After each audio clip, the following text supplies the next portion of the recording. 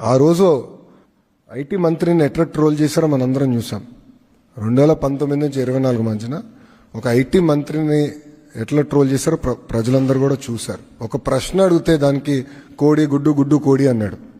ఇప్పుడు ఆయనకి ఏ అర్హత ఉందండి? ఆయనకి అసలు డేటా సెంటర్ అంటే ఏంటో తెలుసా?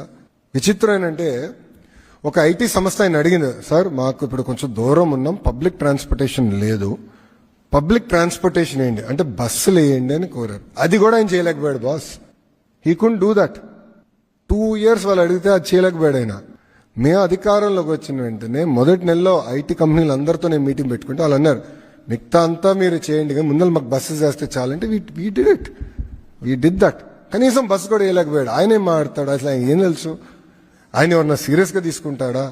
ఆయన మెసేజ్ పెడితే ఒక్కడన్నా స్పందిస్తాడా? ఒక్క మీనింగ్ఫుల్ బిజినెస్ మెన్ స్పందిస్తాడా? ఆయన మంత్రిగా ఉన్నప్పుడు ఏం చేశాడు? వాళ్ళు గ్లోబల్ ఇన్వెస్టర్ సమిట్